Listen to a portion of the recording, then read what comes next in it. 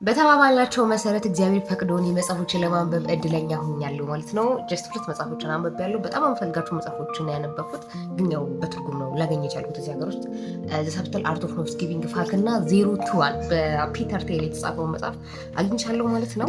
ሰላም ናችሁ ወይ አላችሁ ወይ ቤተሰቦች እንዴት ናችሁ? ባለፈው ሳምንት እንደምታውቁት ባለፈው ሳምንትም አይደለም 2 ሳምንት አልፎታል ቻሌንጅ ጀምረን ነበረ። በተለይ በዚህ ወር ውስጥ በዚህ 2 ወር ውስጥ ያው ወሯ አልቃለች። ኦልሞስት በቃ ሐምሌ አልቋል። አሁን ነሐሴ ልንገባ ነው ማለት ነው። እናንተ ምን ያደረጋችሁ በሐምሌ ወር ውስጥ የተባባላችሁ ነገሮች እንዴት እየሄደላችሁ ነው? አዲስ ነገር ተማራችሁ ወይ? ኦንላይን ስኪል ጀመራችሁ ወይ? ባይ ዘ ዌይ ኦንላይን ስኪል ፎር ሚ እኔ ስነግራችሁ አሁን እሱም ፎር ሚ ሃርድ ላችሁ አንዳንድ ነገሮችን ለመማር ነው እንትን ያልኩት እንጂ በያ ነገር ስለተካሁት ማለት ነው። ኦንላይን ስኪል መማሩ ለሰሞኑ ኦንላይን ስኪል ነው ትቼዋለሁ። እናንተስ እየተማራችሁ ነው ወይ? እሱም ማወቅ ፈልጋለሁ። ቤተክርስቲያን ሄዳችሁ ወይ? ሰንበት ተማሪ እንደምንሆን ቃል ተግባብተን ነበረ። እኔ በትክክል ከሰዓት ቤተክርስቲያን እየሄድኩ ነው ያለሁት። ኦልሞስት እኔም ሰንበት ተማሪ ስለሆንኩኝ ማለት ነው።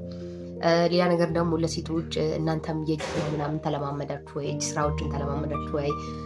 ሌላ ደግሞ ስዕል አይ ቲንክ እኔ እንትን እየሞከርኩ ነው ያለሁት። የሆነ ስዕል አርት እየሞከርኩ ነው ደስ ስለሚለኝ ማለት ነው።